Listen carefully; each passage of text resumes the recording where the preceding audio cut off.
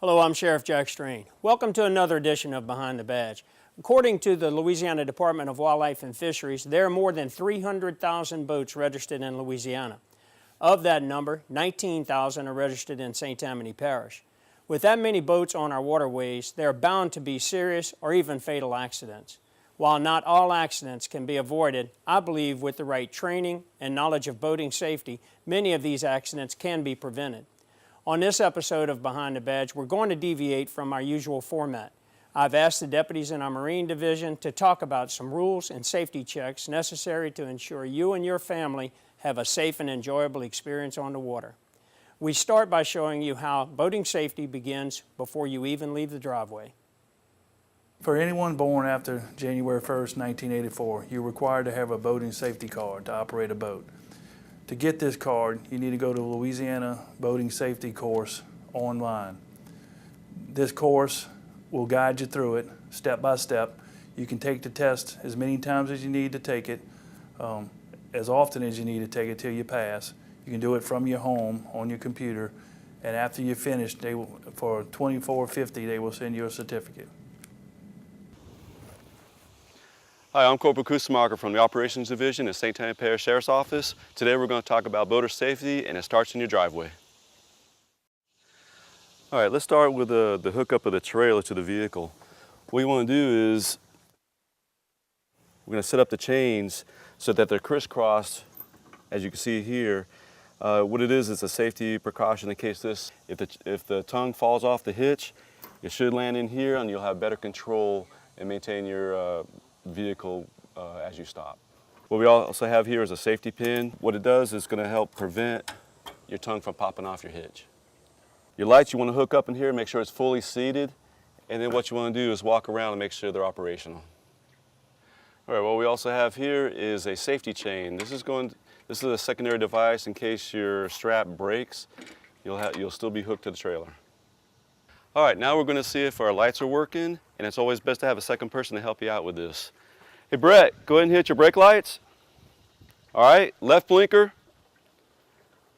Good, right blinker. Okay, and regular lights. All right, the lights are working. Let's move on to the next safety check. Next safety check is going to be the straps on the back of the boat. They secure your boat to the trailer. You want to make sure they're in good condition, not frayed. And what they do is they prevent your boat from leaving the trailer in case you hit a bump. All right, next safety check is going to be the tires on your trailer. You want to make sure you have good tread, your tires are properly inflated, and your hubs are greased up once a month. We also recommend that you have a spare tire. Make sure it's properly inflated as well. All right, what we'll do next is check our gas. We'll see that we have plenty of gas here, nothing's leaking, the batteries look good. Everything looks good in this compartment. All right, now that your boat is ready for trailering, we're going to talk about some safety equipment. First thing we're going to do here is talk about your life preserver. You want to make sure you have one on board for everybody and that they properly fit. You have children's size, you have adult size. Next thing we have here is a throwable safety cushion. You want to have one of those. You also have a fire extinguisher. You want to double check, make sure it's full. We have a first aid kit. All right, next thing we have here is an air horn. If your vessel doesn't have a horn, it's always good to have a portable one. And this is in case you need to signal someone for an emergency or to get someone's attention. All right, next thing is always good to have a toolkit so you're not stranded out there in the water. Or when you're most important is a cell phone. You always want to have it fully charged before you leave, and you should have a plastic bag to put it in to keep it watertight. All right, now that the boat's ready to go to the boat launch, there's one more thing we have to do, and that's file a float plan. And what that consists of is telling a family member or a friend of where you're launching your boat and what area you're going to be in. This is in case you have an emergency, they can contact us and we know where to begin our search.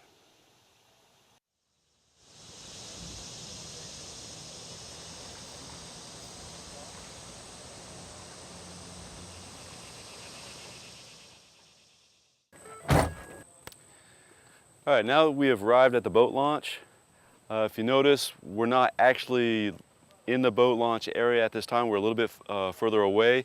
We're going to prep the boat. That way we spend minimal time over there at the boat launch. People are coming in and out, and we don't want to tie that up.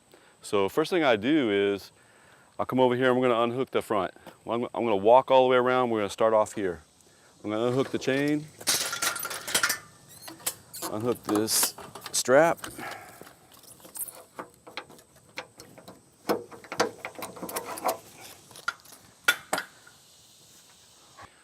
All right, we're going to walk our way to the back of the boat and unhook the straps in the back.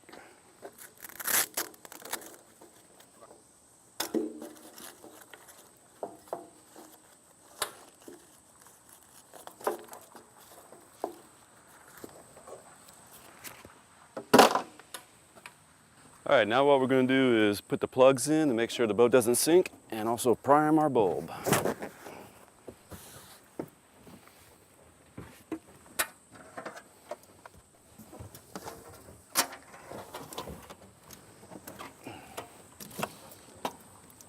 All right, next, since I'm by myself, what I'm going to do is I'm going to tie the line to the trailer.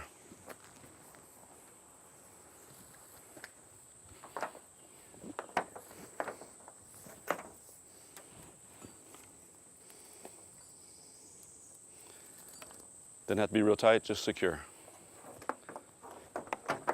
And that way, when the boat slides off, this is going to not snag on anything, it's just going to free up, and it should be right at the base of the trailer. And what I'll do is I'll pull up a little bit, and the front of the bow of the boat's going to go up towards the boat launch. All right, let's go ahead and launch.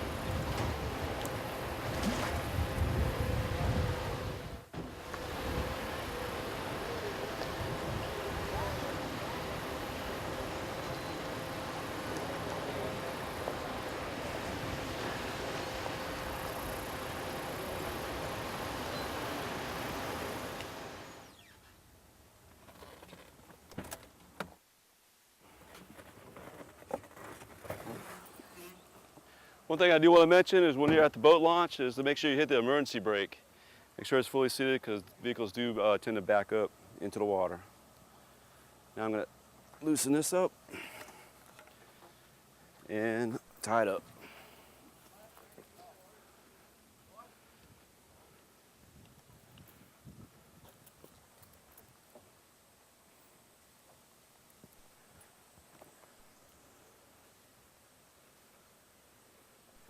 And we got a cleat right over there I can use.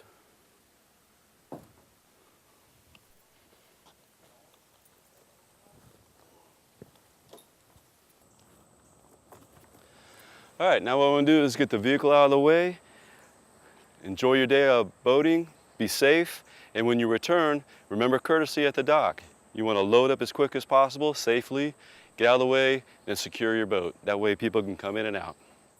Those of you who have spent any amount of time on the waterways of St. Tammany Parish may have noticed the increased popularity of personal watercraft. While these vessels may resemble a traditional boat in many ways, their unique design necessitates certain rules and regulations be followed in order to ensure safe operation of these vessels. Sergeant Scott Lee of our Operations Division will go over those specific rules and regulations that apply to personal watercraft in order to ensure that you have a safe voyage. Good afternoon. My name is Sergeant Scott Lee. I'm with the St. Tammany Parish Sheriff's Office Operations Division, Marine Enforcement Unit, and I'm here to talk with you about water safety as it relates to your personal watercraft. Many of you may know a personal watercraft as, by its brand, a jet ski, a wave runner, perhaps even a Sea-Doo. These are two of our Sea-Doo RXT X260s that we utilize in service with our Marine unit, and I'd like to talk about some of the required safety gear that you should have aboard. The first item that I'd like to talk about is the life jacket, or the PFD, personal flotation device. In addition to the PFD, you'll notice there are a few items that you're required to have attached to your PFD. The first is your ignition lanyard and safety switch. This is designed to be attached either to your clothing or to that of the PFD, so that if you come off of the PWC into the water, the engine will turn off. Additionally, we have an accessible whistle. It's a sound producing device to where you could hail for assistance or possibly even draw attention to yourself or to a particular person in the water, which is also required that you have aboard the personal watercraft. In addition to the requirements of all persons aboard a personal watercraft wearing a personal flotation device or life jacket, you're also required to have on board your proof of registration, which should be readily accessible. In this case, we have a watertight container that we keep our registration available to us. Our vessel registration is readily accessible, kept in the front compartment here on our PWC. In addition to the vessel registration, you're also required to have on board a fire extinguisher, which is also readily accessible.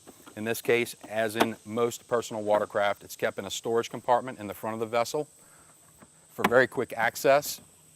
You shouldn't have to reach underneath life jackets, bumpers, lines, or other equipment to gain access to this particular safety equipment. Now that we've discussed the safety equipment that you need to have readily available for a safe day on the water, let's talk about the legalities of operating a personal watercraft.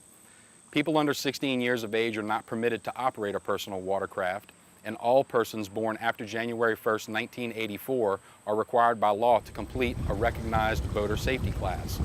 The PWC is a highly maneuverable watercraft. It should be operated with the utmost care to avoid injury to yourself or others along the waterways. We hope you enjoy and have a safe day out on the water with your family and friends. Ultimately, safety is paramount. Should you need us, we'll be available to answer questions and also be readily available to assist should an emergency arise out on one of our local waterways. Remember, be safe. Hi, I'm Deputy Prey with the Sheriff's Office, current member of the Operations Division. Now that we've told you about all the safety equipment required on your vessels in the waterways of Louisiana and St. Tammany Parish, we're going to show you a little bit on how to properly use them when needed. This right here is your fire extinguisher. All boats are required to have them if they have an internal fuel tank along with a subfloor or compartments that combustibles could be stored in. When you have a fire extinguisher on your vessel, first thing you want to do is make sure you have the fire extinguisher mounted in a safe place that's easy for access. You want to make sure that it's not somewhere close to the motors, because the majority of the time that's where your fires are going to occur. So with that being said, make sure that everybody on the boat knows where the fire extinguisher is if the operator of the boat is injured in that fire. When you use the fire extinguisher, one thing that you want to make sure of is not only where it's located on the boat, but how you operate the device. Some fire extinguishers are different. This particular fire extinguisher, first off, I want to point out that it's in good working condition. My arrow is on the green light, the green gauge. This is a pull pin. This pin is going to be in place as a safety device to make sure that the fire extinguisher doesn't go off by itself. Now, when I'm ready to use it, get a firm grip, take your pin, pull it just like that. Don't worry about putting the pin down or anything, just get rid of the pin, put it on the floor if you have to. Remember, this is an emergency situation. Then, where the fire is, you want to take it, point it at the base of the fire, and squeeze the trigger in a sweeping motion. Okay? Don't want to get involved in don't want to get too close to the fire, just make sure it's a sweeping motion. Try to extinguish it. Never, never try extinguishing a fire with water out here. You have mixed gases, oils, you got electricity. Some of that stuff can ignite even more with water added to it. Okay, the next piece of equipment that we discussed is your throwable device, okay? This particular device a lot of people know as a throw cushion. Notice it's flat, okay? It's very easy to throw or deploy. It's kind of like a Frisbee. When you deploy it, just like a Frisbee, just kind of throw it level and throw it. You want to get it just before you target, whoever may be in the water. And also, you really want to make sure, which is very important, is make sure it's tied to a line. If it's not tied to a line, obviously you're going to throw it to your person in the water and they're only going to be able to use it as a flotation. You're not going to be able to reel them in closer to your vessel. A lot of your dock lines that people have on the boat have a knot at the end of the line. It makes it real easy to hook it into these throwables. Make your loop come around. And it's secure. It's secure good enough to perform a rescue.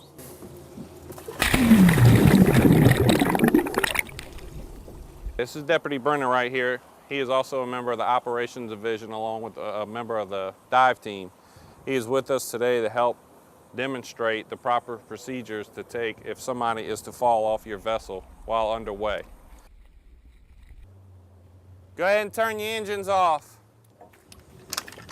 Are you okay? Yeah. Do you need help? Yeah. I'm going to throw a device to you to assist you. Go ahead and wrap up on it like a teddy bear. You ready? Yeah. Okay, Deputy Brenner is in the water. I now have my throw cushion. I have my line tied to the throw cushion to be able to pull him back to my vessel. Do you need assistance? Yes. I'm going to throw this throw cushion to you, okay? Just wrap it up. Wrap up on it like it's a big teddy bear. You ready? Yes, sir. You okay? Yeah. Need help? Yeah. Anything hurt on you? Nope.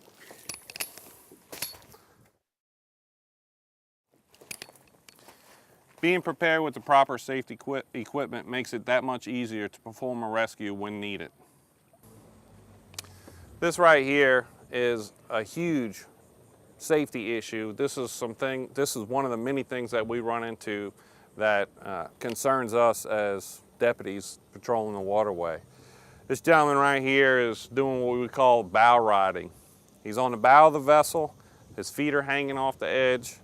It's unacceptable. The reason for that is if this gentleman happens to fall over, no matter how slow he's going, the odds of him getting run over by the props at the stern of the boat are very, very high.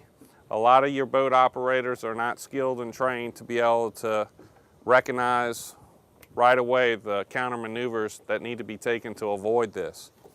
Now, a lot of people also don't understand the law when it comes down to being able to bow ride with the proper railing system.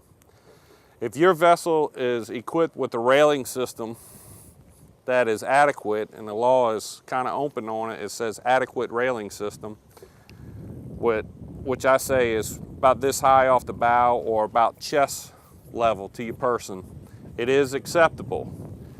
The reason is if they are doing just like he's doing, they have something to kind of put their arms on, kind of brace themselves, hold on to them. However, we don't recommend it. Now, if you have a railing system such as these right here, obviously, this is not an adequate railing system for somebody to be bow riding on. Very, very dangerous. We don't recommend it to anybody, especially kids. We always see mom and dad out here having a good time with their little ones.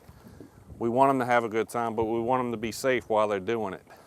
I recommend that if you don't have the adequate railing system, nobody should be on the bow of your boat riding, especially when the boat is in forward motion. Now that we've talked about trailering safety, boating safety, and personal watercraft safety, I'd like to invite you on board one of our patrol vessels. Ride along with Corporal Gary Nunez as you see how he interacts with the general public. Since it's your first time out in your new acquired boat, we'll just go ahead and do a really good safety check on you, okay? Yeah, that's fine. This is my I would recommend getting a different one. Yeah. All right, look at me. One that has a gauge on it that tells you if it's good or not. All right. Okay. I mean, that'll work right now, but I would get a new one. You got a horn or some type of sound producing device? Yep. Show them the horn. I just rewired it. Cool. I just Good. rewired it this weekend. All right. You got another life jacket? Oh, I got plenty. I got like 15 of them. All right, get one more out on the deck for me, okay? Yep. So how many people? It says I can fit 9 people in here, right? So if I get caught with 9 people, I'm okay. 9 people or how many pounds? 1,350 pounds, but it says something else about 1,950 pounds somewhere too. That's probably with your fuel and all your gear and everything. All right. All right, you have a throwable device, What do you mean? like a seat cushion? You know, Yeah. things people use for seat. There you go, right there. All right, what about flares? You have flares? No, I don't. Okay. I didn't know I had to have. You don't need them up in here. Once you get on the other side of Highway 11, Lake Bourne area, Yeah. you're gonna need them. It's not a bad thing to have though, in Okay. case something happens at night. All right. The reason I stopped the boat this morning, we noticed a young girl on board that didn't have a life jacket. So we, of course, stopped them. The child turned out to be 9 years old. The state of Louisiana says anybody under 16 that's on a boat less than 26 foot has to have a life jacket on their person. So we made the stop. It was the gentleman had just purchased the boat. That's a pretty big safety issue. So I issued that gentleman a citation. Safe boating is important out here on the waterways because it's not driving a boat's not like driving a vehicle. You know, in a vehicle, if you're properly restrained, you have ways to minimize your injuries. You know, with your seat belts and airbags, and and the safety equipment that's in the cars. Out on a boat, all you have is a PFD, and that's if you wear it. You know, whenever we see boating accidents, usually they end up with serious injury or death. You know, people need to understand that whenever you drive a boat, you know, use a little bit of common sense. You know, if you see a vessel that's stopped in the middle of the river or up on the shoreline, slow down, give them a break. You know, you would want it done. You would want somebody to do it for you. So do it for them. Just respect each other. You know, stay on your side of the river. It's just like a highway. Treat the river as a highway. Stay on your side, just like you do whenever you operate a car. You know, wear your life jackets. You know, even though they're uncomfortable, you know, life jackets have come a long way. You know, the ones that we wear, they're inflatable. Whenever you hit the water, they inflate. They're rather comfortable. Out here on patrol, you know, a popular question that seems to be asked is, can I drink? And, you know, absolutely. You know, you can come out here and you can have a good time, but do not get behind the wheel of a boat while you've been drinking. The same laws apply out here on the waterways as they do on the highways. From jail time to your driver's license. It all applies, whether on land or in the water, that it's one and the same. A rather recent law that came out last year, if your driver's license is suspended because of a DWI, on whether, like I said, on the water or in a vehicle, you cannot operate a vessel until you have a valid driver's license. It's important to be courteous because it stops a lot of problems. Just having a little bit of respect for your fellow boater, whether it's at the boat launch or whether it's out on the river, it goes a long way. You know, being courteous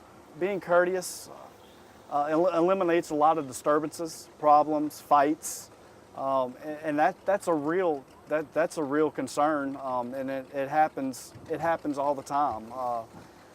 People getting into arguments, whether at the boat launches or whenever somebody's picking up a skier out the water, or you know,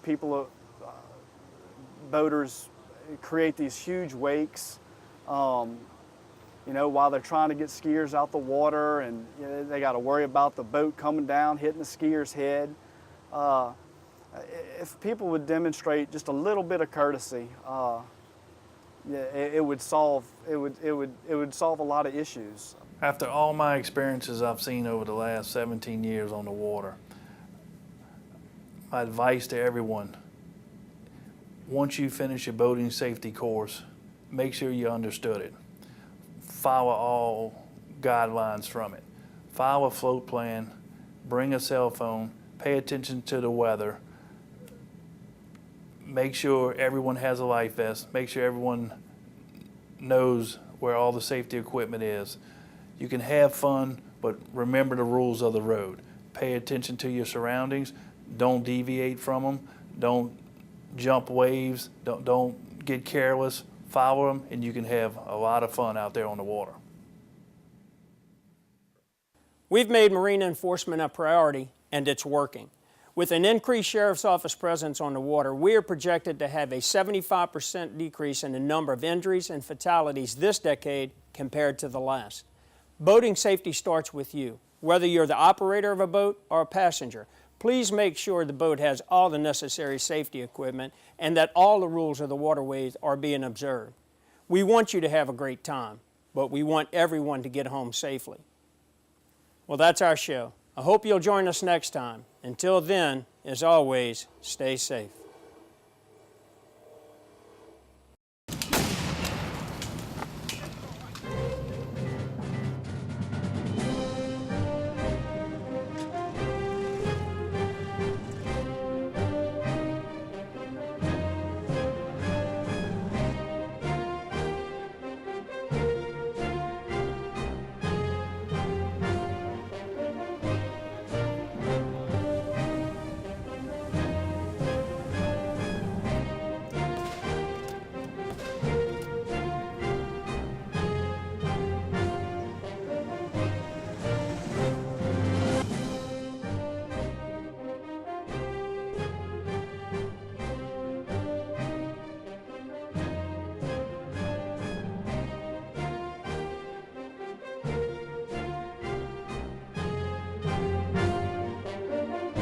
The St. Tammany Parish Sheriff's Office is committed to upholding the public's trust and protecting life and property within our community. We will utilize sound judgment, reason, and creativity to solve the problems we face, using proactive planning and responsive problem solving. We recognize the badge of our office as a symbol of public faith, and we accept it as a public trust.